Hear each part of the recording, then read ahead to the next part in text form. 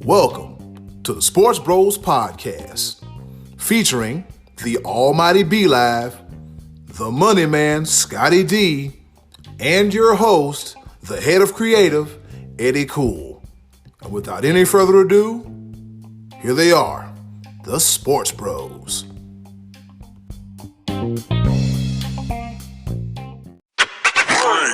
Hey, what's going on, world? This be your boy, Eddy Kool, and welcome to another episode of the Sports Bros Podcast. The head of creative here, episode 52 of the Sports Bros Podcast, if you will. I've been in the house far too long. And I know somebody that can relate to this. My co-host, the Almighty B-Live. What's happening? What's going on in the world today that has a completely new meaning? Because I have been in this house now. This is day 6 of not being employed, but you know what? This is a time to reflect on what means the most. And right now, nothing means more to me than my family, and that it definitely includes the Sports Bros family. So I'm glad to be here to talk about what little sports there is going on out there, and then to hear some silliness that the Money Man is going to, at some point in time, talk about, and we're going to argue and fight like we normally do, and going to get a good laugh, because just bear with us, because it's going to be something silly at some point in time. I'm going to allow Eddy Kool to go ahead and introduce that other guy over there, you know. Absolute Madness 2020. And the still employed Money Man, Scottie D. Taking social distancing to the next level. I'm happy to be with you, but I'm happy to be distant from you too there, fellas. But listen, before we get started here, I wanted to say a little something off our normal track. When you guys and I got together and we started doing this podcast just a little over a year ago, we decided that we wanted to stay away from controversy and politics and all that kind of nonsense because we see enough of that.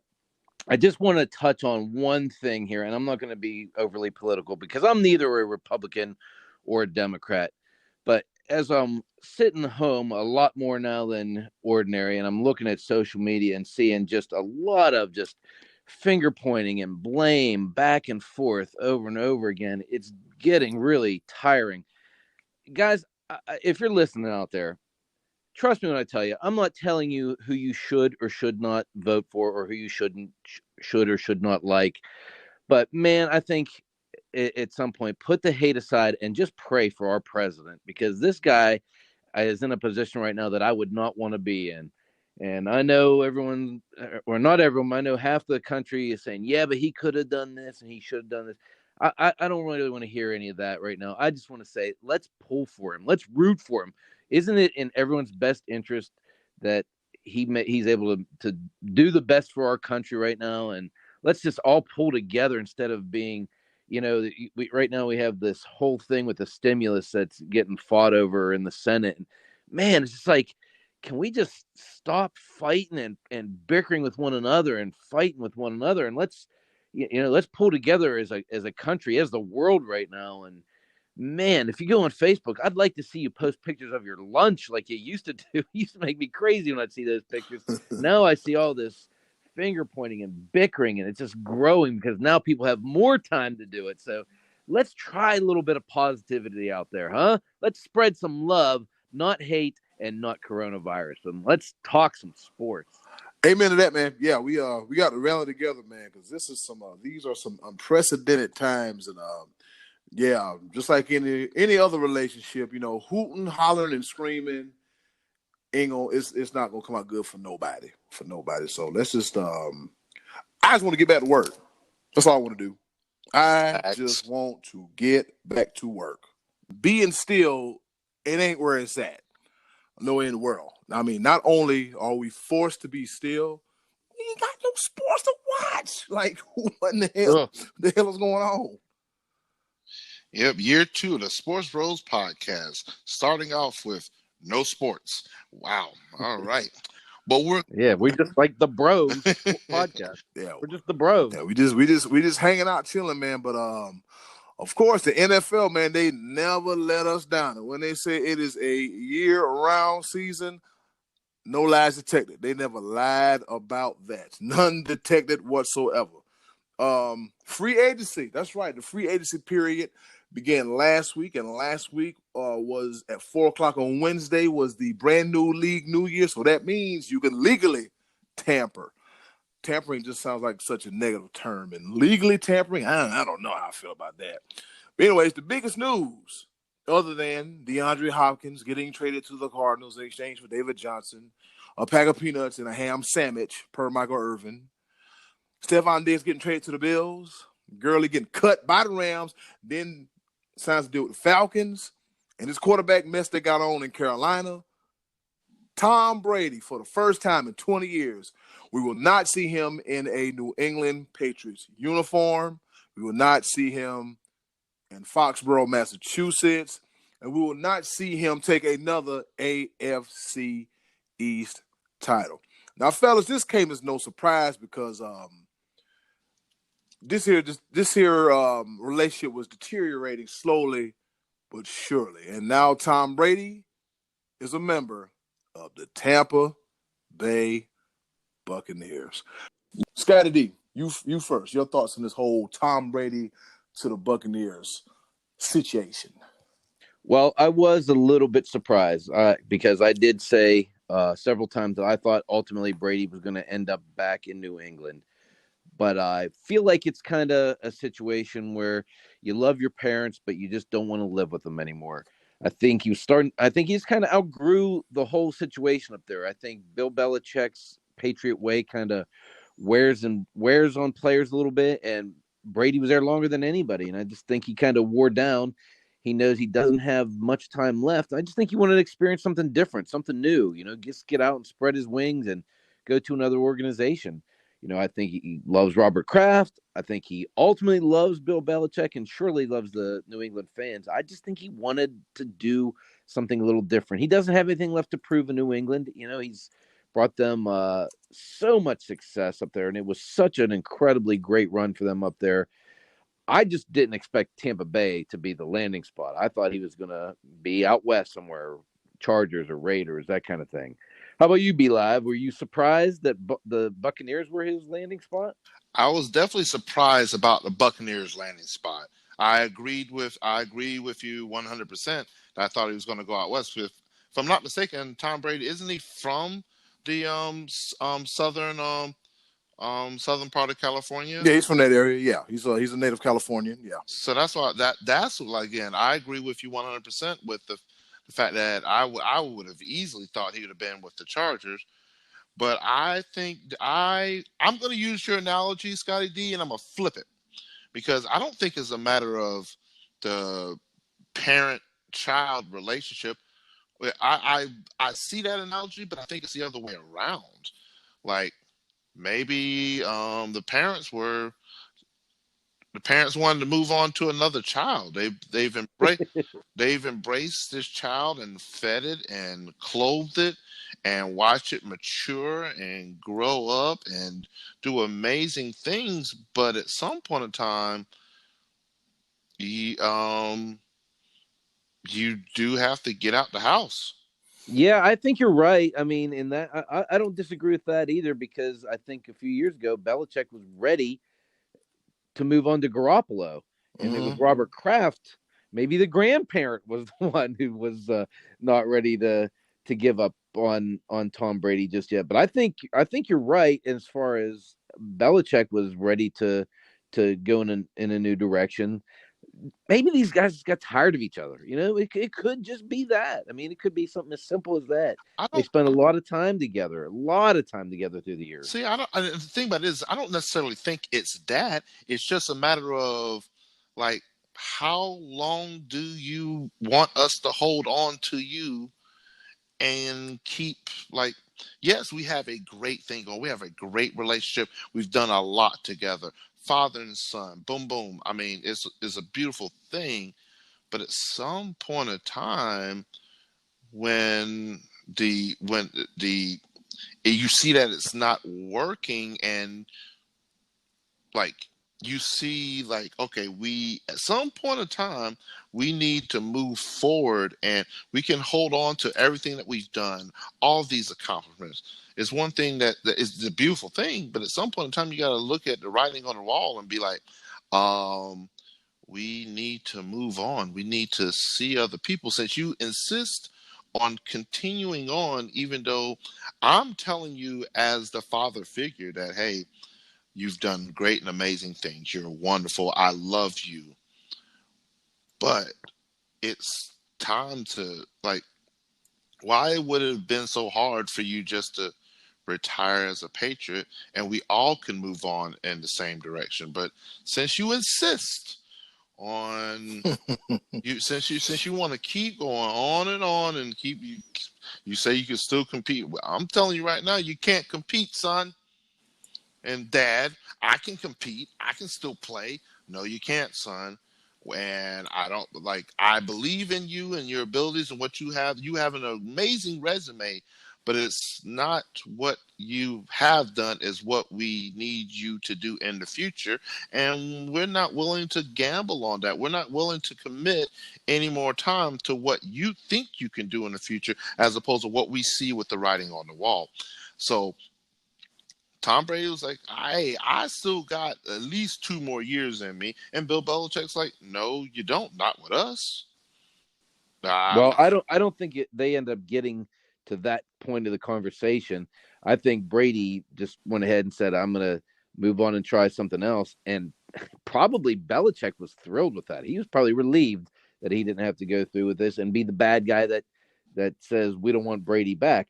But Brady set this up in his contract to be this way last year.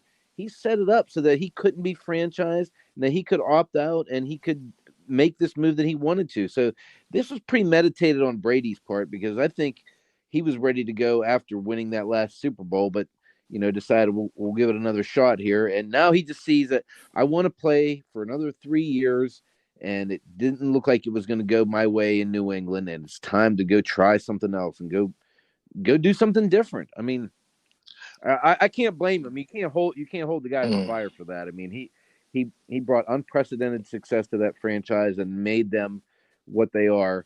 And Belichick's ready to continue on that way with someone else. So I don't think either guy's crying that they're not going to be with each other next year. Right. No, I definitely agree.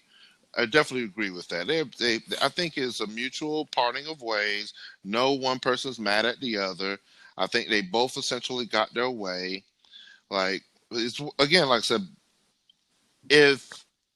if Tom Brady would have got that 2-year deal from New England, he would still be in New England. But New England was like, I'm not giving you 2 more years, bruh. It just is ain't. But I get it, and you're absolutely right on that sentiment. And like I said, again, Tampa Bay though, but Tampa Bay does have them weapons. Yep, they you're right. Be like, they And do have I weapons. want to add something to the story. Because we talked about this a little bit last week. The What's happening right now more than anything. Now there's 2 number 12s in Tampa Bay, and Chris Godwin came out and he said, "Hey, this guy is the GOAT, and if he wants to wear number 12, I would defer to him." So I think that's a stand up position that Chris Godwin is taking, because there were talks and rumbles about him being traded, and then that again, fake news. My bad. Fake news. That would be stupid of Tampa Bay to like to get rid of their second leading wide receiver, who also had 1,000 yards, who had a breakout season last year. And it would be idiotic of them to do so. I mean, you trade Chris Godwin and get what? And I'm trying to figure out, what would you get?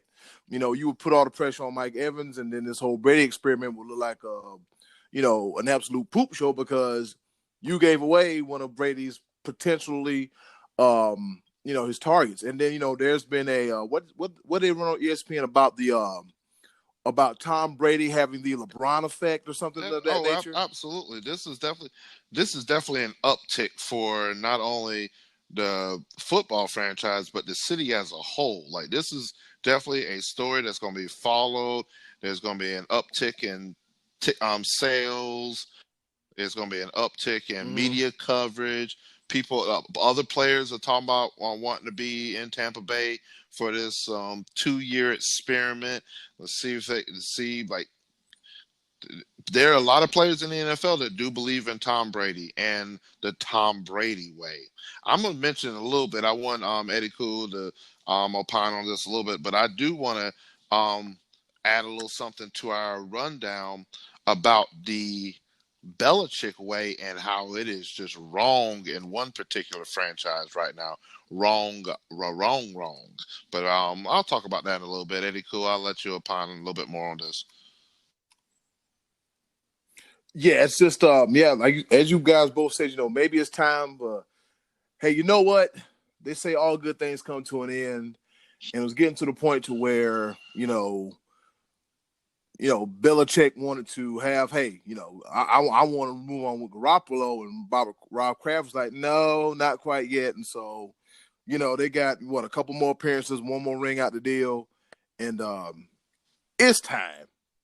It's time before. I mean, it's good he leaves New England now versus it getting super ugly and there's name calling and there's back and forth and backbiting. It would be a bad way for him to end his career on a note where it's just fighting and trash talking. It wouldn't be a good look. No, I don't think either of those guys whatsoever. are the kind of guy that was going to trash talk the other. Not really. I mean, they may say things that imply here and there, but you're never going to get Brady or Belichick to say negative things publicly about one another. I don't think that would be surprising to me. Yep. All right. And so as we mentioned, there was a lot more going on other than Tom Brady, even though he was the headline of the NFL free agency period.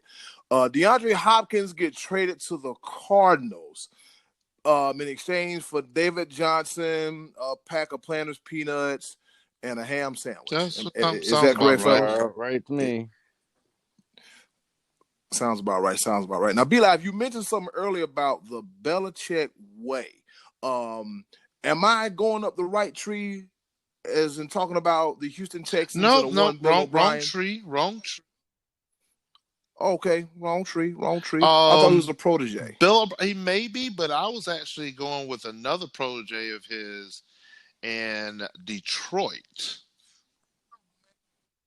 Oh, Matt Patricia. Matt Patricia. Yeah, as they lose their star cornerback, big play Darius Slay. We talked ad nauseum about the Houston Texans and how idiotic that trade was. And then I believe we mentioned where Todd Gurley got released, and so they could have picked up Todd Gurley for nothing. But Houston Texans right now are just wrong. We're wrong. And the fact that there are even rumblings and talks right now that the Patriots are eyeing Deshaun Watson for 2021, which makes me believe that I guess he's in the last year of his contract possibly. And I'll look up that in a little bit. But I really wanted to opine. I wanted to talk about Darius Slay and Matt Patricia. Like, what in the world happened there? Like it was a simple case of who in the hell do you think you're talking to? So let me read this little clip from I'm catching it from the New York Post, which may not be the best site, but I'm just going to go with it. First thing I would really want to click on, I just want to touch base on it.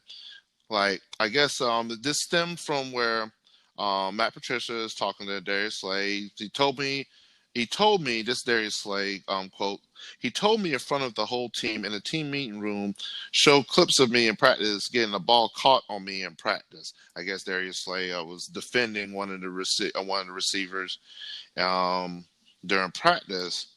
And then Darius Slay said, I posted a picture of a wide receiver on social media, and Matt Patricia told me, stop sucking this man's private. Whoa. Yeah. Wow. And so Darius Slay continues to go on and says, so I'm like, whoa. I'm like, hold up. I said, where I'm from, that don't fly, because I wouldn't say that to him. I wouldn't say to him to stop to Bill Belichick. I wouldn't do that. That's just not me as a man. That's disrespectful to me. And so from there on, it was done with. And that's where the trade stemmed from, where Darius Slay is now with the Philadelphia Eagles, and the Eagles gave him a raise in the form of a 3-year contract extension worth $50 million, $30 million guaranteed, making Darius Slay now the highest paid cornerback in the league. And Detroit Lions got a 3rd and a 5th rounder in this upcoming draft. So the reason why I say about the Belichick way is that New England's always been known as a no-nonsense organization. There's stuff like that, just like as far as like the Belichick way, just how rigid everything is in that organization. Yes, we could talk about your Aaron Hernandez's and your Josh Gordon's and your Antonio Brown, but again, that was an instance of where they saw the talent. The talent came over to the team. The players did not conform to the team, the Belichick way, and then they found themselves, all of them, at some point in time, in the unemployment line or prison. The outside looking in. Like, it's one of those things where I could see somebody like Matt Patricia trying to emulate that and trying to build that system in Detroit.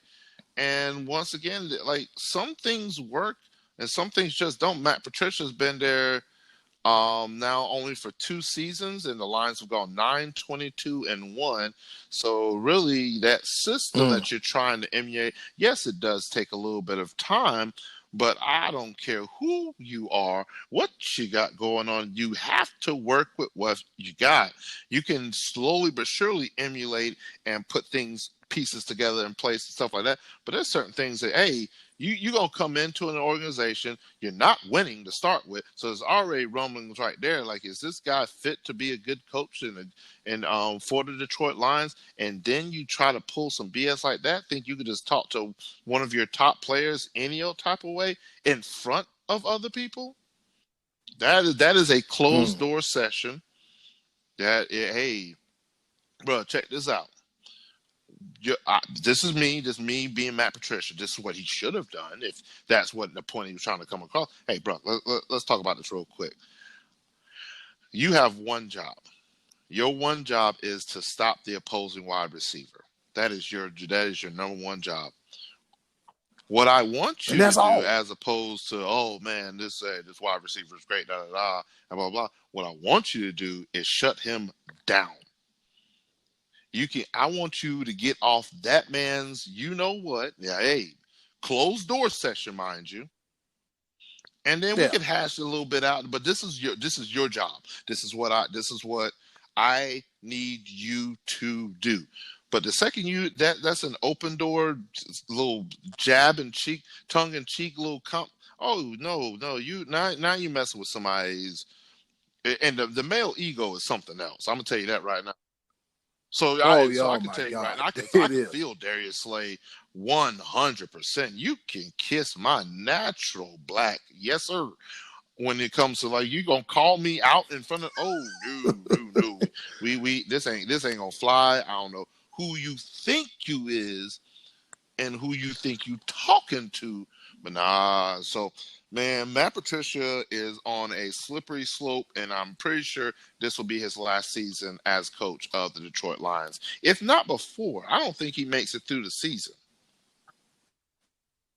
So we saying what, week 5, week 6, Scottie D? What you think? The end of Matt Patricia, he'll probably NFL coach. Go week through you the think season, but I agree. He's got one more year left, but I don't think what he did is any more boneheaded than what you were starting to go towards, and that was the DeAndre Hopkins, Bill O'Brien situation. I mean, that's crazy. And Deshaun Watson, I guess his tweet was from a Drake song where he said, "I don't know how I'm going to make it out of here clean. Can't even keep track of who plays for the other team. Iconic duos rip and split at the seams." That was his tweet. Now maybe he's tweeting that because he loves Drake.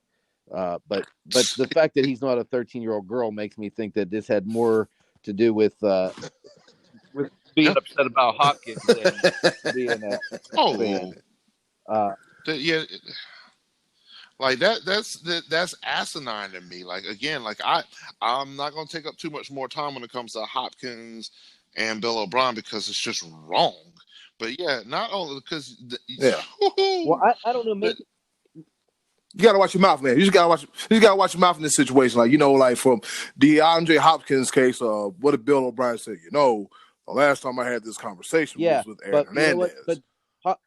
But Hopkins gave that information to Mike Worvin and then took the high road and didn't expound upon it really at all. So there had to have been some kind of personal stuff between the two of them. Regardless of that, you have to do better than David Johnson and a second. Is that what they got? A second round pick?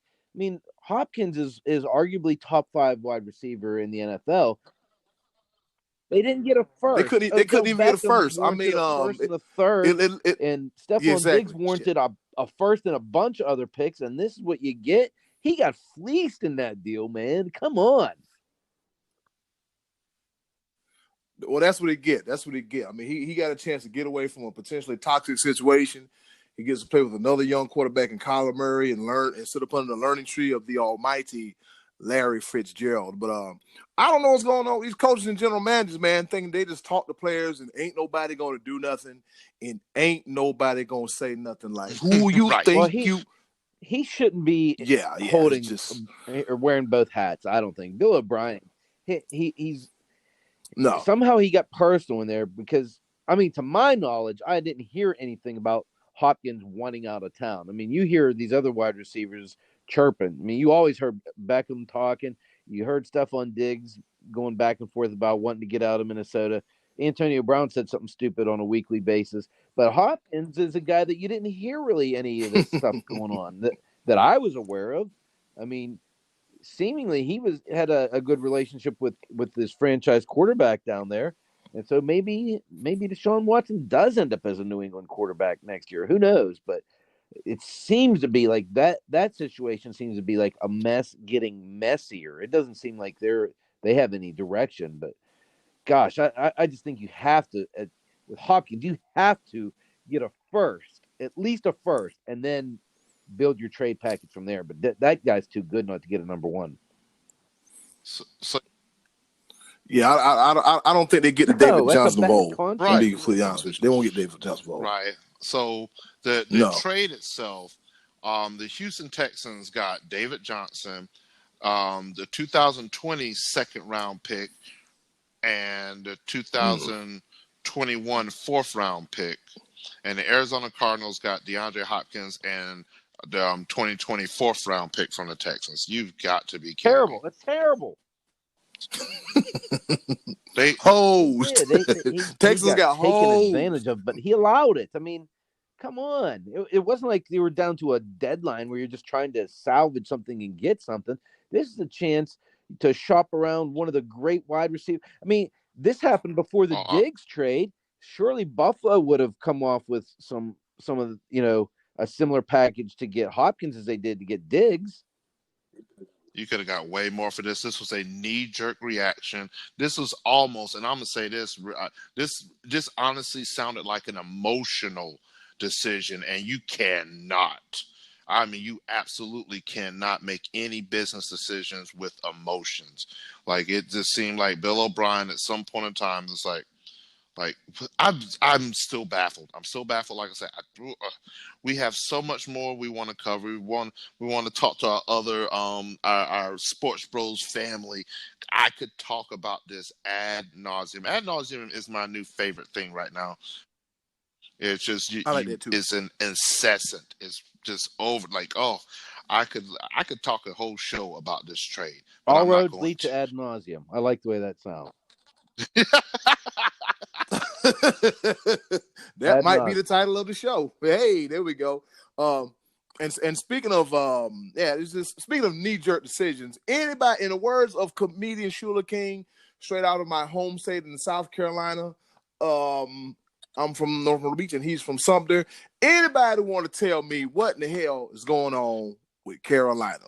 And speaking of Houston, speaking of Houston, the Roughnecks, they just may be an okay team to watch next year because the Texans ain't going to be doing nothing, but they'll be doing that without PJ Walker. Now, dig this, okay? Dig this. I want you to follow this. They're still trying to shop Cam, right? They're still trying to shop Cam, still trying to trade Cam. In the meantime, they signed Teddy Bridgewater.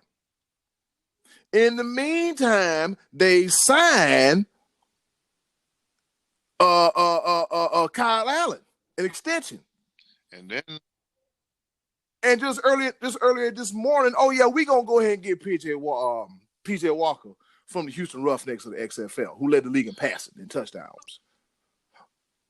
Oh, I'm sorry. We got too many quarterbacks on the roster. We got 11 quarterbacks on the roster. So we're going to send Kyle Allen to Washington, to the Redskins with Ron Rivera. Hello? Somebody tell me something. I'm hey, the hell's going on? You got me. You want an answer from me? Because I have absolutely no idea. I'll tell you what's going on. They're moving away from Cam Newton, and Teddy Bridgewater is going to be the placeholder quarterback, a guy who will not hurt you. He'll play good football for you. He's professional. He's very well liked and respected. And in the meantime, maybe you get your hands on Tua in the draft. Maybe you get Herbert in the draft. And this is a learning process for your next franchise quarterback. And in the meantime, you have yourself a good professional guy on a lesser contract than Cam Newton. And Cam Newton, for all we know, is damaged goods. We don't know what his health is like. So they're going to end up probably having to release him and getting nothing for him. And then he'll be free to go. Some other team will take a flyer on him, but maybe Washington. You never know. Don't know where he's going to end up at this point. Maybe he doesn't land on a team at all right off the bat. Maybe it's going to take an injury for Cam to end up on a roster somewhere. But Carolina, obviously, they're going in the youthful direction. I just think Bridgewater is going to be their placeholder. I don't know why you sign an XFL guy other than if he has a jersey that says "He hate me" and you like to bring that kind of flash in. But I don't know anything about PJ Walker other than he's only like 5'11". He's a short dude, and I don't watch XFL, so I don't know. But that's where I think they're headed. I think they're looking quarterback in the draft. That's why I think they did this. All right, so I think that that Coach Matt Rule and PJ Walker have some history. I think he was a former quarterback when he was at Temple those few years. So I get the move. It's out of familiarity because hey, this guy knows the system, so maybe this guy can show these two guys how all this works together. Yeah, you see what I mean? Because that's about the only thing I could come out of it. I mean, he was, the few Roughneck games I watched, hey, he was pretty good, man. He was pretty spot on, man. He wasn't doing anything stupid and was real careful with the ball, at times. And I'm not gonna lie to you. I think I'm gonna go ahead and say it. People might want to cuss me out and slap me, but I'm gonna go ahead and say it. I think PJ Walker is better than Kyle Allen. Well, maybe I'm not cussing him on that because I don't watch any XFL. and Kyle Allen looked like a decent game manager in the first couple appearances of the season last year, but then he looked kind of lost as the season went on. I don't know. It would sort of make sense that no, it doesn't. No, I'm trying to formulate this in my head. So, I mean, I get the argument that he knows Matt Rule and Matt Rule's system. You bring him on to basically indoctrinate the other quarterbacks into what, but I got nothing. I really. All right, voices button. Well, for the first time in 52 episodes, B.I. ain't got nothing. And it's about his team, my team too. And he ain't got nothing, not nothing. Be Live, it bees that way sometime, brother. It bees that way sometime. So don't feel bad, man. Don't feel bad. And I'm pretty sure this ain't gonna be the last we hear of NFL free agency frenzy. But we're gonna be moving right along. And now, our favorite part of the show, the choices of the voices. Thank you once again to the wonderful and lovely Miss Button for introducing our choices of the voices segment. You're right, Scottie D. We got to move along. And you heard what the woman said. She ain't lying. This is our favorite portion of the show. Choices of the voices. Well, we were discussing Scottie D, Rudy what's the Gobert question? last week and his impact on the world of sports after having contracted the coronavirus. And we were just asking our listeners to cite other athletes whose impact went above and beyond what happens on the playing field. And I think we had a few pretty interesting responses there, Eddy Kool. Yeah, pretty interesting response, man. I was checking the whole our Facebook post on our Facebook like page, Sports Bros Podcast / Facebook, and we got some pretty good ones. Matter of fact, good old Martin Tracy, he had so much to say, he gave us 2. He saw a picture, and he's like, oh, well, I got to give you another one. Anyways, the ever entertaining Martin Tracy, he said, let me minimize my screen here because this is great. Yeah, shout out to Martin Tracy. He said, one word, well, not even a word, 2 letters, OJ. I remember I was in community college bio class and had headphones on to hear the verdict. I interrupted the whole class to tell them the jury was coming out to give their verdict. My hot teacher, this guy, my hot teacher. Let's see. Let's out of class early so we could watch it. In the school lounge. It was one of those remember where you were moments. I will never forget that teacher. She was hot. I don't know what more I got is the hottest for the affinity for the teacher. A little bit of everything. Or the OJ Orenthal James Simpson. Man, oh man. Oh boy. On Twitter. And have you seen my dude on Twitter? This man is making an amazing comeback. This dude's off the chain. He's got so many followers, and I thoroughly enjoy it. I enjoy his Twitter posts, and it's one of those things where his on the field accomplishments are a moot point at this point in time. Who can recite his career in the NFL right now? Well, I mean, that's just not what you think of anymore when you think of OJ. He was, I believe, the first to rush for over 2,000 yards in one season. I think he's the first to have done that. But you don't really think about that. You think about him killing people. Yeah, a white Bronco. Yeah. I mean, he captivated America for a long time there back in the early 90s. From that moment, whenever the white Bronco moment, to his entire trial, it was a celebrity circus. It was crazy. I mean, we learned and met celebrities of the day, from Kato Kalin to Judge Ito, people that we still remember this day that we had no idea who they were before. And he made this like incredible drama come to life. Yeah.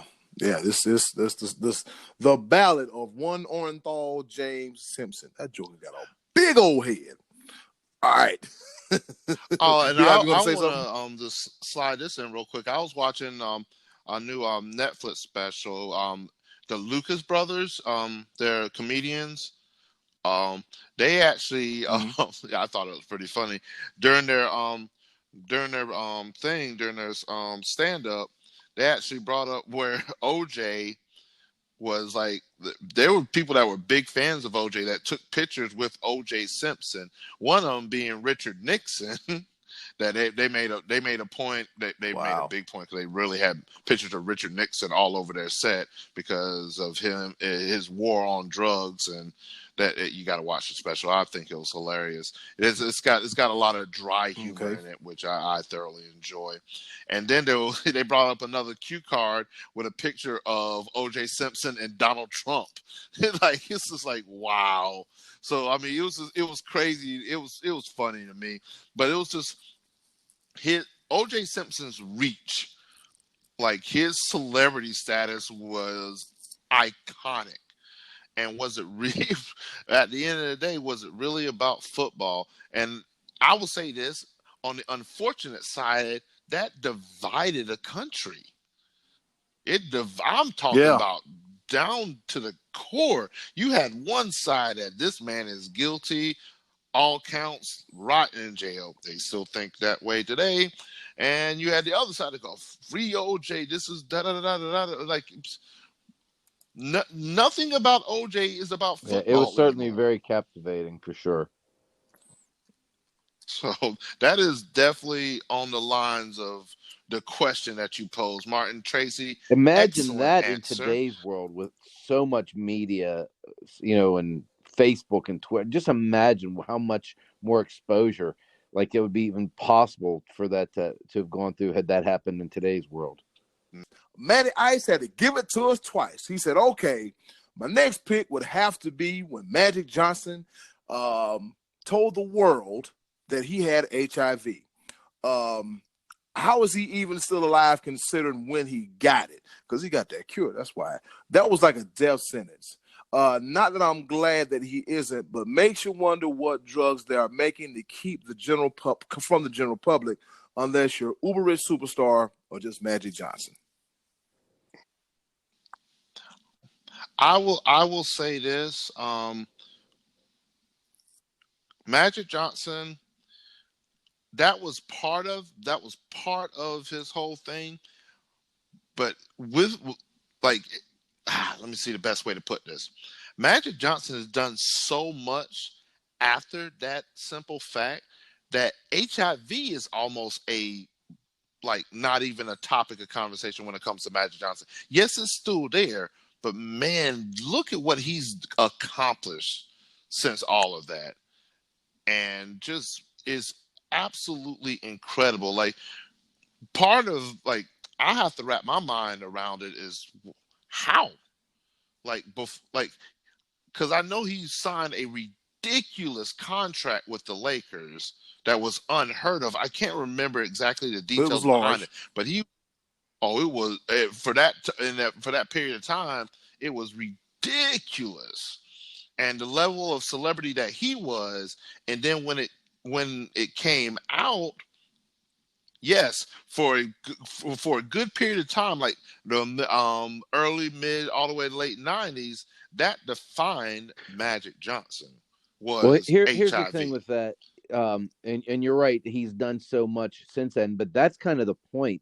When he first contracted the virus and he immediately retired, the most that we knew about it, we equated HIV as being the virus that led to AIDS and killed gay people. I mean, that was kind of the way that was generally thought of. And there was one famous actor named Rock Hudson who died of it.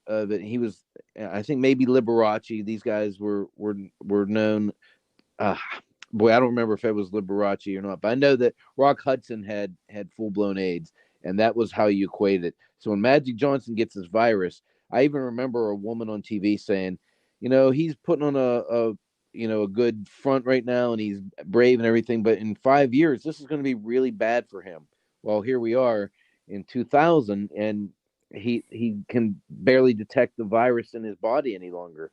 So the fact of the matter is, Magic Johnson, I actually kind of equated him as a larger scale of Rudy Gobert, and that him contracting that really was able to set aside a lot of fears for a lot of people. That it proved that HIV was not a death sentence, and that others were able to, with the research, were able to overcome and live normal lives with it. I know a lot of if you contract the HIV virus, I know Magic Johnson went through a lot of procedures on a daily basis with the different medications and cocktails. And yeah, maybe he was one of the few who could afford it at the time. And I mean, you can't fault him for that, for, making best use of his resources. But when he got that virus, man, I remember I was devastated because he's my favorite athlete of all time. When he left, he was right in the championship picture still with the Lakers. It wasn't like he was at the tail end of his career. They were in the finals against the Bulls the year before. And so here we are, and now Magic Johnson has HIV, and is he going to die? I mean, it was devastating that he was retiring, and this could be happening to my favorite athlete. And man, he really overcame all that and made such an incredible impact outside of the world of sports. Great call on that one. I think that was probably who I had in mind when I created this question. Yeah, that was definitely a good one, Matty Ice, man. So nice. He had to give it to us twice, man. You know, he went from assisting the basketball to, unintentionally assisting a movement of combating the AIDS and HIV virus to owning Starbucks and movie theaters and doing some big time business stuff, man. So, yeah, Irvin Magic Johnson, man, one of the GOATs. And speaking of GOATs, Uncle Max, he said Hulk Hogan and his contributions to the McDonald's Foundation. I believe at one point he was contributing half his salary. I always appreciated that, brother. Now, is that what defines Hulk Hogan now? Well, once you ask Gawker about that, I mean, I definitely appreciate Uncle Max's answer on that, and definitely, absolutely, that's something that's not as well known to a lot of people. So I definitely appreciate that. I'm gonna have to look that up a little bit more just to see a little bit more detail on that. But something about Hulk Hogan that sticks out more than that was so a certain few derogatory remarks that he made that definitely hit the airwaves. Too. Yeah. Ooh, so it's one of those things that I think that, like, the latter of that, the remarks that he made, which I'm again thankful that I think we're sort of going in the right direction with forgiving the man and understanding that that's not necessarily his stance and his feelings, but I mean, some things may be underlying, but I think that Hulk Hogan is definitely one of those characters that we will always remember his wrestling career and all of it that he's brought to the sport of wrestling. We'll definitely remember that, and that's why, like, I compare some of these answers to the original one where OJ, like, we pretty much almost erased his football history because of said events. Magic Johnson, he's still one of the greatest basketball players. Like, we still, like, people that have any good sense compare LeBron James to Magic Johnson. That's the comparison, people, by the way. Let me go ahead and get that out of the way. Not Kobe Bryant, not Michael Jordan, but Magic Johnson would be the best comparison when it comes to LeBron James. I'm just saying. Sorry, I know you probably heard a little passion come out of there because some things are just idiotic. They play two entirely different positions, but I understand. I understand what you mean. I can see it. I can see it. Yeah. All right. So, but yeah, Hulk Hogan, again, we remember his wrestling career, and he's still active with the WWE now, but that definitely is like something like his charitable contributions and his remarks and said that almost transcended it, but it really didn't. Like, we do remember those parts, but I mean, there's not much you really can do to take away everything we know about Hulk Hogan, you know. Yeah, I mean, it's like the damage is done, but Scottie D, your hero, Hulk Hogan, brother. Yeah, I don't really know enough about his contributions to the Ronald McDonald House, and if that is true, then kudos to him. That's fantastic. I know a lot of the wrestlers do, above and beyond in the WWE. I know John Cena actually is the all-time leader in the Make-A-Wish Foundation for wishes granted, and that's another great one to cite as somebody who goes above and beyond his particular sport. If we're referring to wrestling as a sport in this context, but yeah, Hulk Hogan. Yeah, I don't know enough about that, but thumbs up to him if he did that. And he has been swirled in some controversy outside of the ring, but overall, I think Hulk Hogan is looked at still in a mainly positive light by the general public. When it comes crashing down in the hearse side. You grew up on that, man. You grew. I'm sorry. Had a little flashback moment there for a second. The irresistible verse versus the immovable object. It's. I'm sorry. I'm sorry. Yeah, good choice, Uncle Max. Good old Hulk Hogan. Craig Burns posted a picture, and it was Lance Armstrong. Yeah, man. How about that one? I hadn't even really thought of that one whenever I posted this question, but Lance Armstrong is both good and bad. I mean, for the longest time, he did so much for cancer awareness. Everybody's wearing the yellow wristbands and all that stuff. And then the Live Strong. Yeah, that was such a big thing.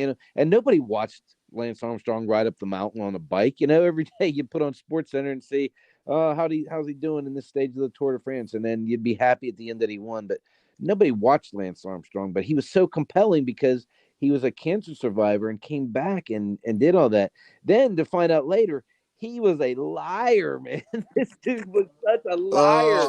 He lied to everyone's face that interviewed him. And I have such mixed emotions with that with Lance Armstrong, because you can't take away the fact that he did a lot of good with his platform when he had it. But, he cheated in a big way and lied about it in such a big way. The thing with him, though, just like the steroid era in baseball, evidently the world of cycling back in his era was just all dirty. Like, everybody was cheating. Everybody was doing it. He just happened to be the best cheater, I guess. But he definitely, like, as much as anyone can be, was his impact was felt well beyond what he did athletically, just because a lot of us didn't watch it. I mean, nobody really watched Lance Armstrong ride a bike. We just knew he was the best and represented the United States, and we were all proud of him for all those years that he was winning. Can anybody name a single cyclist? Yeah, Floyd Landis. He was another dirty one. He's another one who got in trouble. Oh, yep.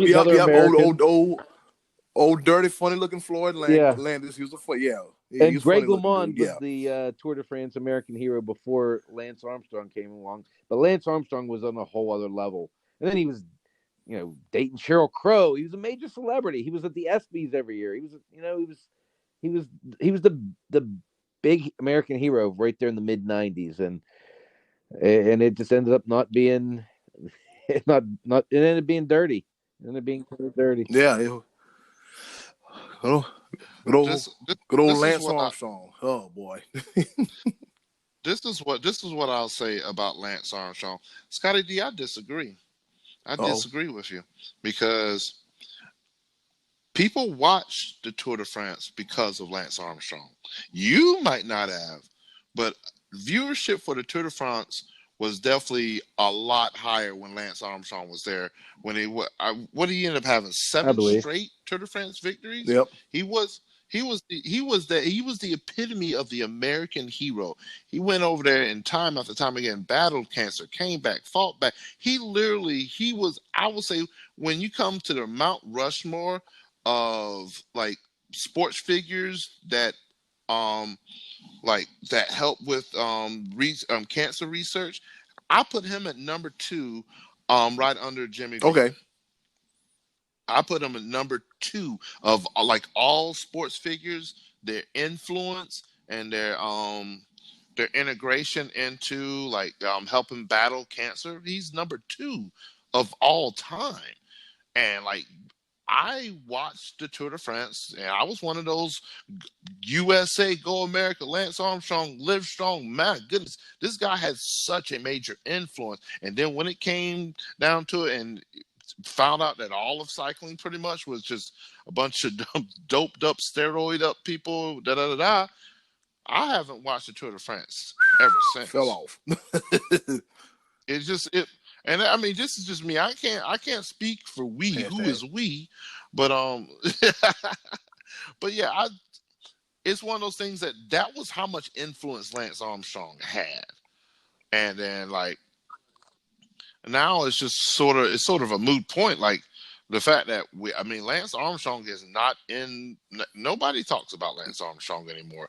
So that's why, Craig Burns, this was an excellent answer, because it shows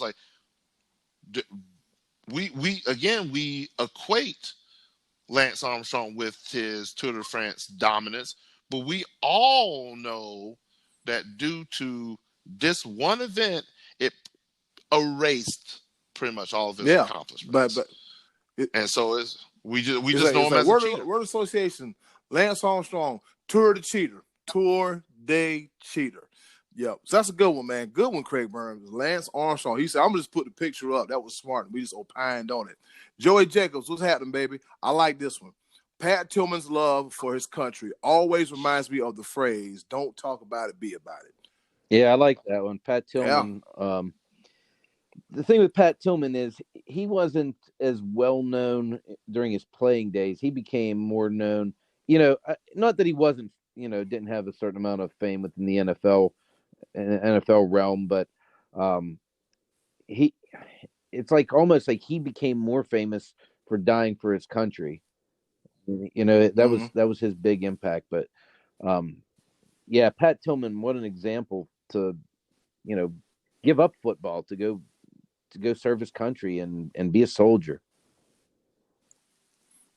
Yeah, man. I think if I'm not mistaken, Glenn Coffey did that too. Glenn Coffey was a running back for Alabama who wound up getting drafted by the 49ers, and then he's like, you know what? I got a bigger calling. I thought sometimes maybe have a higher calling, man. Though I thought that was his deal.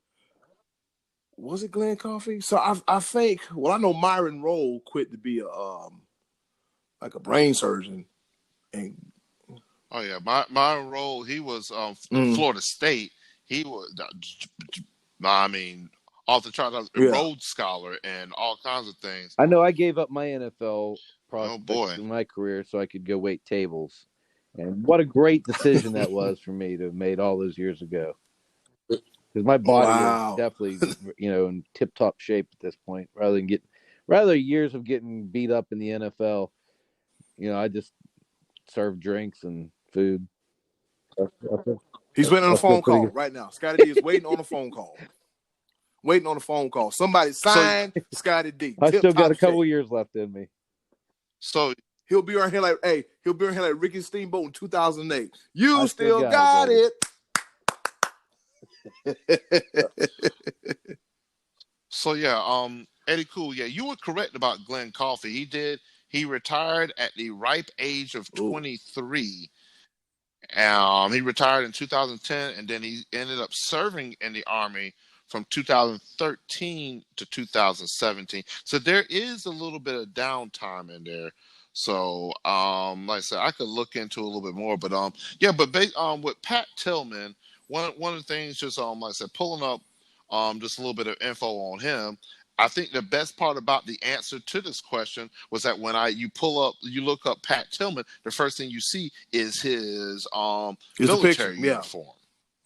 Yeah, you see his military uniform before you see his football accomplishments. And that's exactly what this question entailed, was that his decision to leave football, and this stemmed right after 9/11, serve his country, was the epitome of selflessness, because he turned down potential, millions. I'm not sure exactly how much, how big he was as far as his accomplishments in the league, but to turn that down, to put your life on the line to serve our country, is second to none when it comes to selflessness, especially in a man of his position.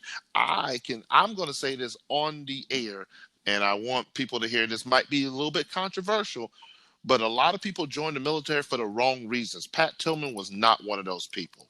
He is the epitome of America and fighting for something that you believe in. And that right there, like I said, again, I applaud this answer. Good answer. Absolutely. Good answer. Much respect for Pat Tillman. Be live, it ain't controversial, it's the truth. A lot of them do join the military for the wrong reasons. The wrong reasons. I got a city full of them here in Fayetteville. Yeah, I said it. It is what it is. And if you want to rectify the situation, prove me otherwise. Moving right along, we got Mark Olds. Mark Olds said Len Bias's overdose. He said it happened at a time when I was a teenager and it had a positive influence on me. Scared the hell out of me. I figured if a top-notch athlete could die of a heart attack from his first time having cocaine that I'm scared to try anything. That's deep, man. That's deep. Absolutely. Yeah. Wow. Ooh. And that once again, like another great answer to the question. Like Len Bias will always be remembered, and it's unfortunate. Like I said, it's very unfortunate, and I said to his family and everything, because I know this was deep felt across his family and everything like that, and the basketball world in itself, like the University of Maryland, that was a real big hit to them, his teammates and everything like that, and so. And it led to Like, him really underachieving. That's something again that sort of. Oh boy, Wow. here we go. Part two. Part two. Oh man, really being an underachiever. Jesus, what is wrong with you? No sports. He underachieved no sports. in the world of sports after that overdose. He sure did.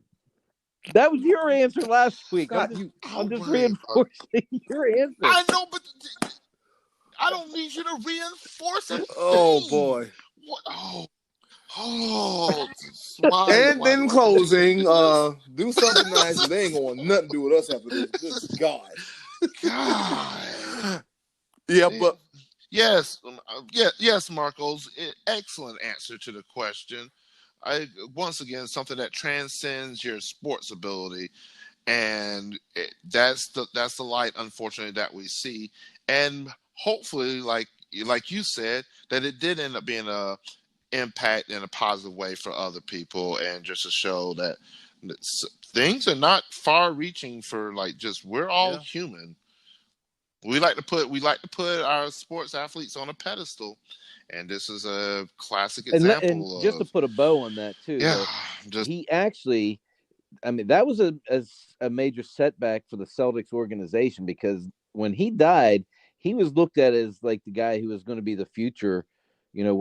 When Bird and Ainge and these guys were about ready to move on. I mean, you take the fact that he died, and they also had a guy named Reggie Lewis who died, I believe, on the court in practice, who was a very good basketball player, and that set the Celtics organization back for quite some time there. That they had two young stars that didn't live to see their potential.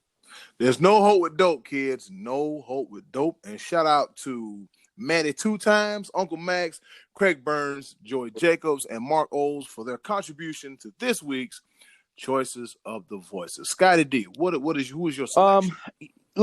I kind of was on the Magic Johnson train. I'm gonna let you guys go first, because I don't want to. If I steal one of yours, I don't want to do that. So I'm gonna defer to you guys on this one to go ahead and give your answers. Okay, I'll go ahead and go. I initially didn't have anyone, but I thought, okay, like who is the person that can transcend out of LeBron James. Okay. LeBron James, and I'll tell you why. LeBron James, having grown up in the nearby Akron, Ohio area, it was tough, man. It was tough, and he went through a lot as a kid, but basketball was his escape, and he did his thing, and he has a storied career, often compared in the likes of Kobe and Jordan. But outside of that, LeBron James, he left the city of Cleveland via the decision, left a bad taste in a lot of people's mouths. Said they were going to win a bunch of championships in Miami, only won a couple, only to come back to Cleveland and win one and then rectify the situation. And he's out there in LA. But charities that he's involved in are the LeBron James Family Foundation, the After School All Stars, the Children's Defense Fund, 1x1, and the Gabrielle's Angels Foundation. And his biggest contribution to society, other than basketball, is the I Promise School. The I Promise School, where kids get a chance to get it serves over 240 at-risk children. It's established by LeBron James Family Foundation. It gives kids a chance to get it together before they fall off track, before anything bad happens, before they get caught up in peer pressure in the life and streets. And he's really giving these kids an opportunity to be like, you know what? You can make something of yourself, and I'm going to show you how. Okay. I like that, Eddie, because a lot of these guys do have foundations and charities, but there's no bigger star in basketball than LeBron. So I can see how you would pick him to reach out further. He has a wider range of touching people than a lot of these other guys do. Yeah, and think about it, even though he does, he's a hellified athlete on the court, and people may have opinion on him as a basketball player, but as a person, he's great. I mean, Taco Tuesday, he loves his family. He's a family man. You don't hear him in those scandals, and I mean, pretty much, man, he's straight laced, man, and he pretty much is. He understands it. He knows what's important. So therefore, LeBron James, my choice for transcending athlete outside the court. Be Live, who you got? So I gave a little snippet, a little hint earlier. Like, I don't know if this qualifies. You say athlete, and I want to say sports personality. Because, and I have two. My two is just two people that have just, again, transcended sports. And I mentioned one earlier with Jimmy Valvano. And I also to throw in there Stuart Scott. Mm-hmm. Like, two people that, Jimmy Valvano, your real big sports enthusiasts will remember his championship with NC State as a basketball coach. But so many more people will remember his quote, his speeches, the foundation, everything that he's done, and just what he went through. Never give up. Don't ever give up. That quote will go down in the annals of history, not only of just sports, but just in life in general. That is written in the history books.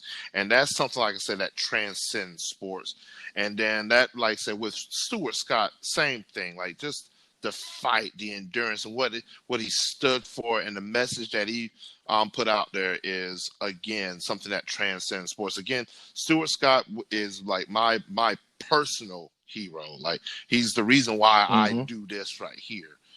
And so, just his vigor, his enthusiasm, just what he added to sports in general, not only as a commentator, but then when he went through his battle, it was just something, again, it's just above sports. And that's something I want to make it known that, like, those two personalities, what they've given to the sports world, and then what they've done that's gone way above and beyond, and it will always be remembered for something bigger and greater.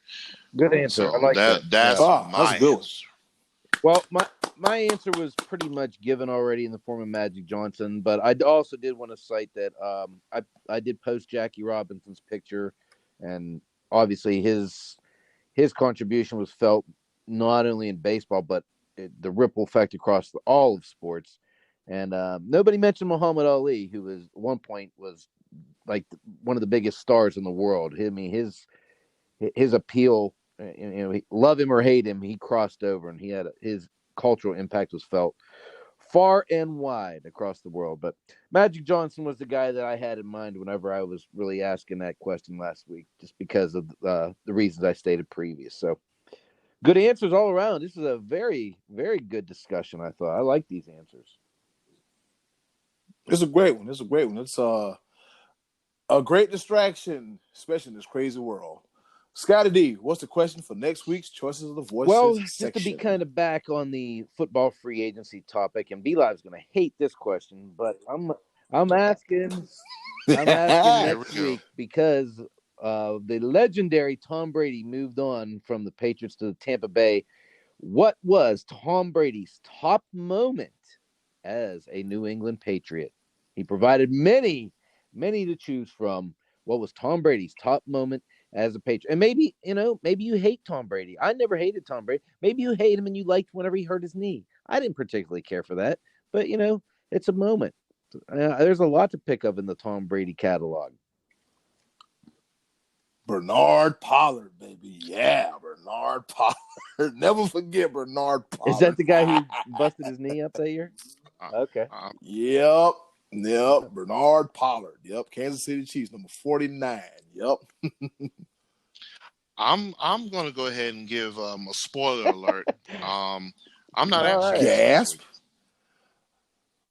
No, I'm not, Scotty. Do you something else? All right. You is something else. What? All right. And if you don't want to answer that question, here's the backup Ad question. nauseum. What was Tom Brady's best moment as a Tampa Bay Buccaneer so far? That's the backup question. So you have two different teams to choose from there, B Live. Wow. I got an answer. I got an answer. The moment the ink dried on the paper when he signed. I'm gonna give you an answer. Oh yeah, you wait. Oh You yeah. just Oh yeah. said you You weren't gonna going to get give an us one. answer from me. You ain't You gonna really like it. had me looking But forward to next week. no. Oh, this is great. This is gonna be great. No. Yeah, I can't avoid the people. I can't do it. I'm All gonna right. I'm gonna That's going to be be an more fun unwilling than usual participant. next week. But Choices of voices. Absolutely. Oh man, here we go. Choice of the voices, the best moments of TB12. Tom Edward Patrick something other Brady the fifth. Whatever his name is. He got like 9 names. What? We're keeping that in, all right? I'm not taking that out. That's funny. And speaking of rolling, we are rolling right into third. Well, we can't go out. Well, we can't. Well, you know why we can't go outside, but they're giving me to go home, Q. So that means around the pepper, 3 topics. We give shouts. We give shout outs. I butchered Tom Brady's first, last, and middle name, Edward Patrick Brady. That might be it. I don't know, but some about Patrick and Brady rings together. But nevertheless, 3 topics, rapid fire style. We talk about sports or the like thereof or something, and Scottie D talks about Margot Robbie or Zelina Vega. All right. Move right along. I'll go first. My first pepper point goes to Joe Buck. You're probably asking, why is this going to Joe Buck, a commentator for Fox Sports? Because even during the lockdown, Joe Buck is still providing us content between his wife, his young son, and the battle of supremacy between mom and baby. You got to check it out. Joe Buck is the gift that keeps on giving. Like him or not, man, I ain't gonna lie. I kind of miss him talking sports. So anytime I can get Joe Buck talking about anything, he can read me the dictionary, and I'll be happy with that. So first PowerPoint goes out to Joe Buck. Yeah, a lot of people give him a hard time, and I like Joe Buck. I'm with you. All right. Before we got started here, we recorded later this evening. I saw that Travis Frederick of the Dallas Cowboys has announced his retirement. Travis Frederick, for those of you unfamiliar, has been the center for the Cowboys for the last several years, made multiple Pro Bowls. 2 seasons ago, during training camp, he was diagnosed with, forgive me if I'm saying this wrong, Guillain-Barré syndrome, and he was unable to play.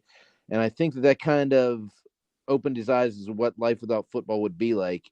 And he said that he played well last year, but not to the high level that he wanted to play. So he was going to step away from the game at age 29 and retire. And much respect to Travis Frederick for being a good player, but I think he's a little inconsiderate because he didn't ask me how I personally felt about this, and I'm going to miss him going forward. But now we have to go back and try to find another center, so that's going to put the Cowboys in a hole in the draft. So thanks a lot, Travis Frederick. Over to you, B Live.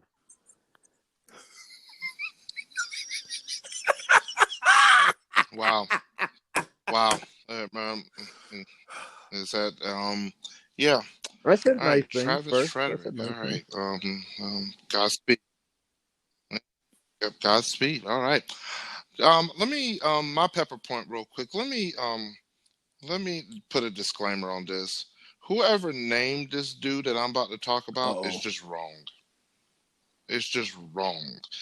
All right, so the International Olympic Committee IOC said it would take 4 weeks. Yep. It would take 4 weeks to review the effects of the coronavirus pandemic on this summer's Tokyo Olympics, including possibly postponing the games. This message came from longtime IOC member Dick Pound. I kid you not. I was preparing I had my pepper point prepared, And then I read through it again. I was like, oh, wow, this guy's name is off the chain. Dick Pound. Wow. And then he said, yeah, all right. On the basis of the information that LC has, postponement has been decided, Pound said in a phone interview with USA Today. So right now, as it seems, the IOC is preparing. Well, it has not been made official, but there are 4 weeks to decide. But all things point to the Olympics being moved to 2021, which honestly I think is the best thing to happen. It would be irresponsible to try to make this thing happen in 3 months. It'd be absolutely irresponsible. I understand where some like right now in China, they're reporting that the residents of Wuhan cases are basically all like no new cases have been reported in Wuhan, and they're starting to resume normal life after 2 to 3 months of this pandemic. But still, a lot of the world is still going through this, especially Italy, and right now what we're going through right now here in the U.S.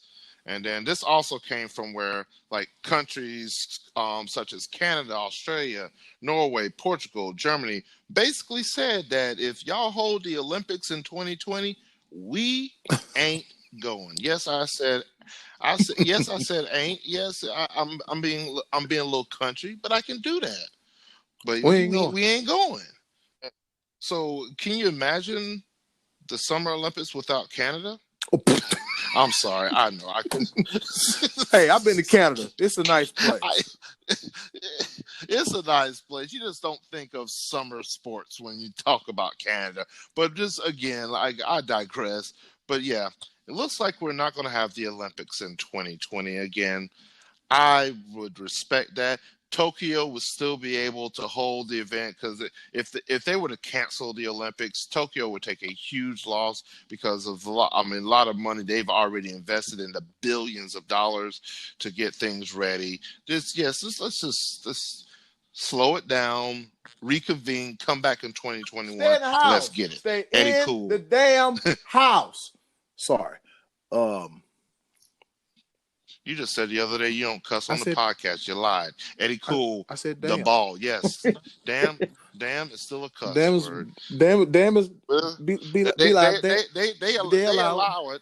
We're not talking about the beaver dam right now. A dam is what a beaver constructs with his big old teeth and flat butt to make sure that the water does not run amok. You were not using it in that context. You know what irks me? When people spell the word, when they say damn and they say D-A-M and not D-A-M-N, they get unfriended automatically. What's wrong with you? You ain't got spell check on your phone? What's wrong with you? Well, spell check is just wrong anyway, because I get tired of when I say we were as a W-E-R-E, as in they change word to oh my God, we are W-E-apostrophe-R-E. I've never. Oh my God! Right, and the ball goes to me. Thank you, B-Live. What the hell happened? All right. Anyways, my second pepper point goes out to the newly acquired Atlanta Falcons running back Todd Gurley, namely his Instagram post. Now, the backstory is Todd Gurley a couple years ago signed a bunch of money. He got hurt. He was MIA during the NFC Championship game, MIA during the Super Bowl of that year. And he was all right this year, but he wasn't quite worth the money. So the Rams said, bye, we're going to cut you loose. So I guess before he was supposed to get cut, it was the day before he was owed $10.5 million. So the Rams said, we're going to get you up out of here. And on his Instagram post, he said, it's funny, whoever owes you, now just consider the times of what's going on with the world right now. First of all, his Instagram post was like, damn, how did I get fired on my day off? Friday reference, real funny. But Todd Gurley, this right here, he says, and I quote, "Whoever owes you money, go to their house now. They should be home." All right. Scottie D, the ball. Big dummy. All right.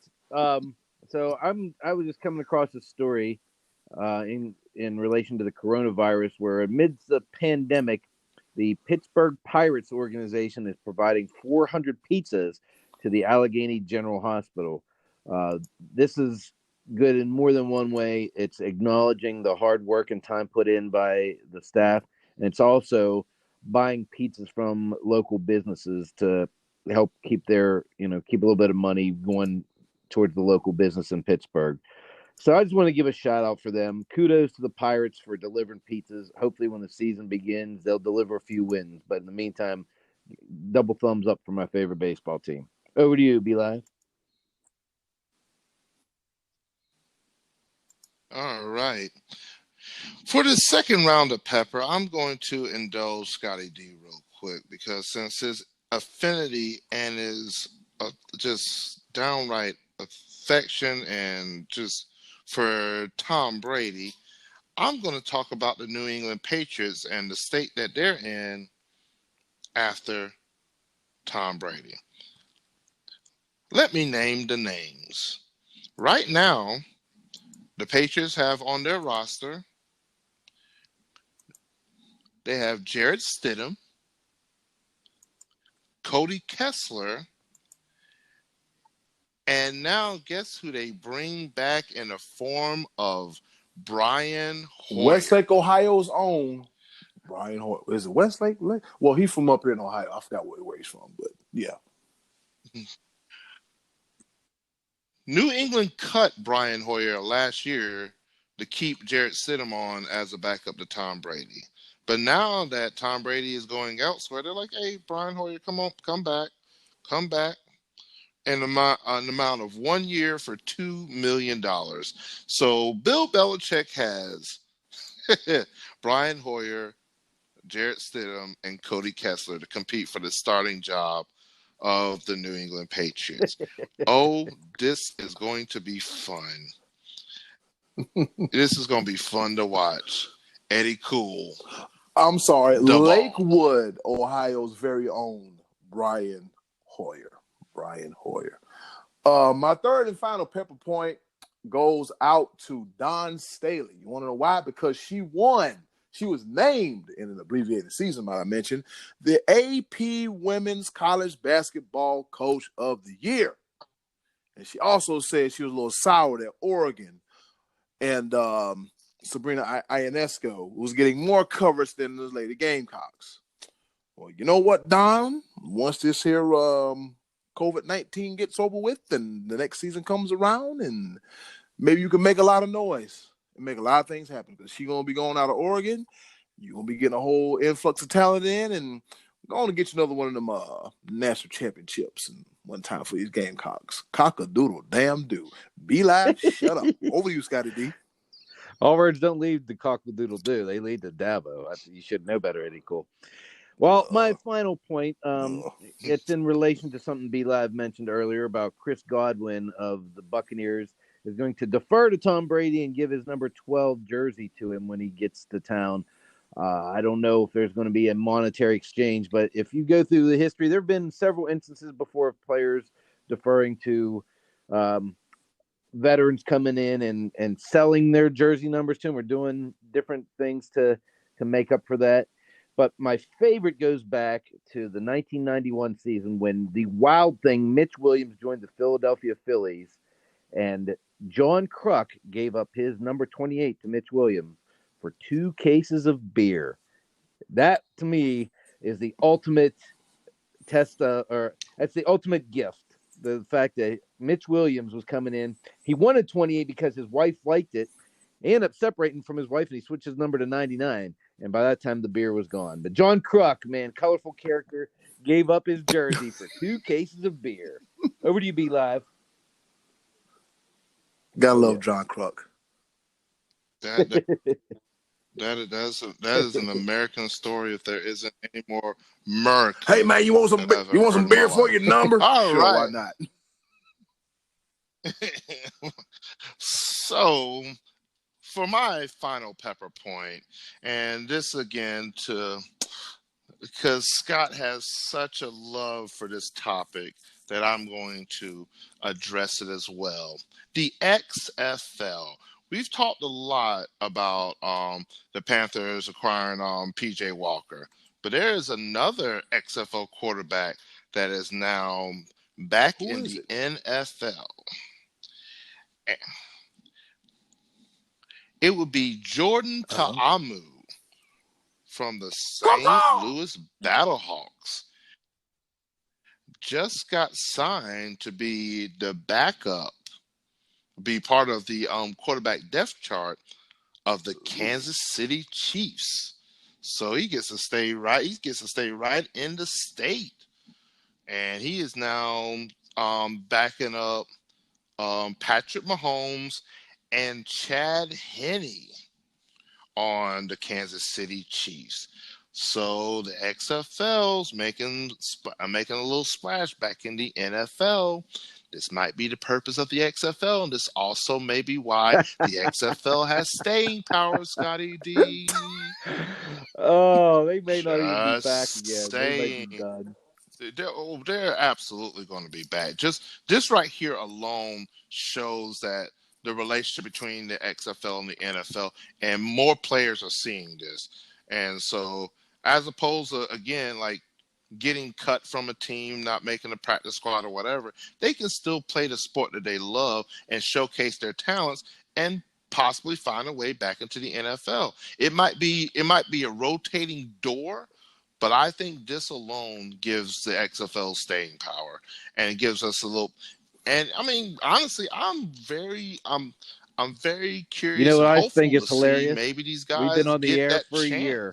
There have been right two now competing leagues of professional football. Neither one of them made it to the playoffs. They didn't get to the playoffs either. That was extenuating circumstances. Because you know, one league ran out of money, all right, and nobody watched legitimately, and the other league, something called, you know, an act of God, or the COVID-19 came through, and was like, it put a pause on everybody. So let me talk about this I don't want to talk about the fact that the Alliance ran out of money after the first week. It almost killed our show the first month last year. We were talking about that ridiculously terrible league. We had nobody listening. We stopped talking about it. Ratings went up. Eddy Kool, let's bring this plane into let's land this plane, buddy.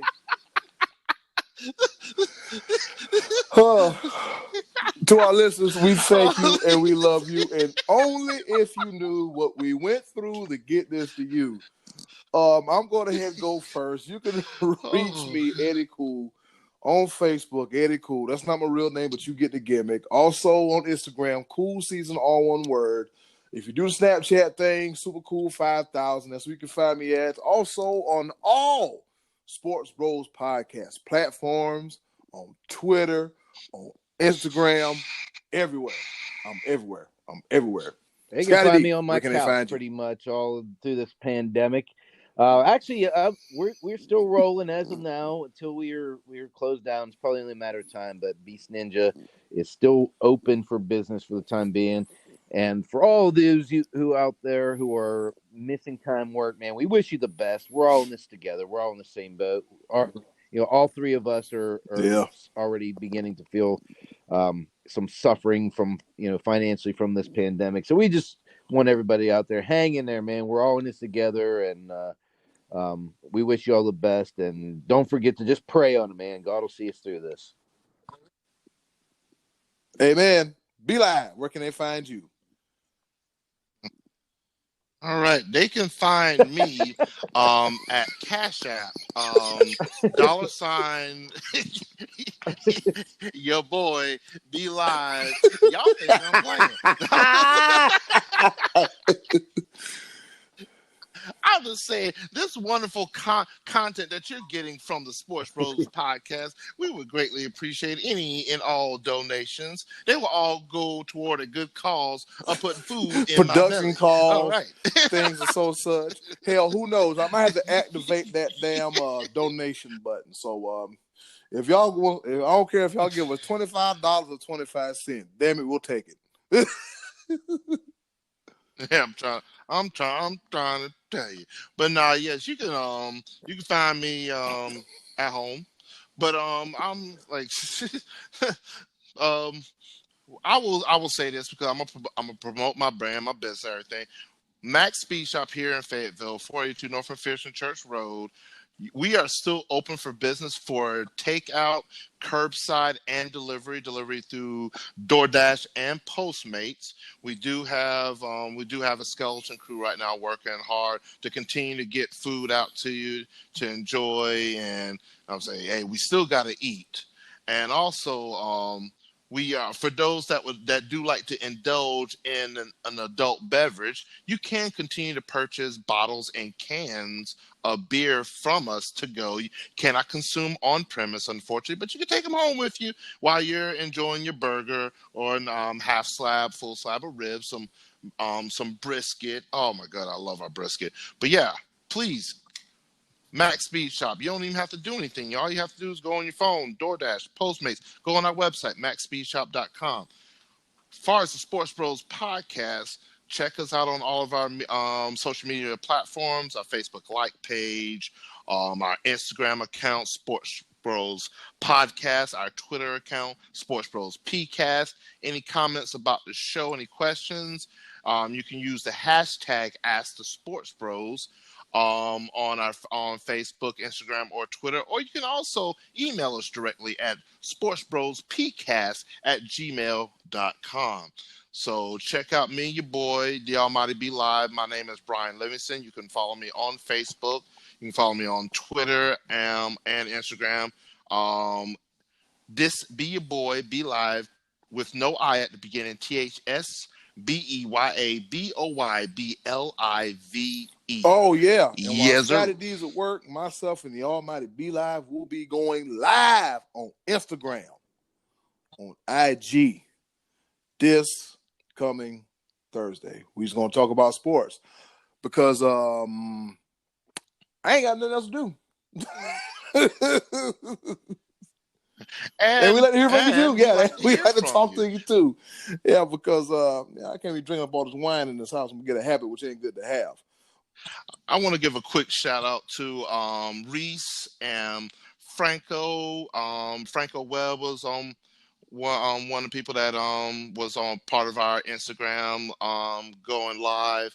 Definitely appreciate the input. Reese, absolutely thank you for the input. Thank you for the graphics, the artwork that you provided for us. I believe I cannot remember his name right now. But yes, just basically, again, thank you for supporting us through this time. We're doing this right now, because we love sports. More than anything, we love just the input and the interaction with those that listen in. This is by the fan, for the fan. This is something completely different, and this is something we truly enjoy. This all started couch. So Scottie D was talking to his couch. And I said, we got to fix this. We got to fix this. And 52, that's Ray Lewis's numbers, episodes later, we are here at the Sports Bros Podcast. Yeah, I'm going to go talk to my couch. Have a great day, everybody. Thank you for listening. Be like, what about you? There's a place with padded doors and walls that has a spot available for Scottie D because this dude crazy as hell. I'm going to have to link with my therapist. Yes, ladies and gentlemen, I need therapy from time to time because it's been rough. But you know what? This too shall pass, and trouble don't last always. On behalf of my co-host here at the Sports Bros Podcast, stay in the house. Stay in the house. Please stay in the house. Follow your local rules and regulations about not spreading this here disease because guess what? I'm gonna have to talk to y'all like kids. Let me get real close to the mic. If you listen and stay in the house, you'll start to feel better, and we all can go back outside and play. Okay? Sometimes you gotta talk to people like that, but for the adults, you get it. Stay but in the house, man. If you're a creative type, now's the time to create some content material. I mean, hell, I got some blankets look at me that need to be folding. I got a mirror that's looking at me. I'm waving to myself. I need to shave. And in closing, do something nice for yourself.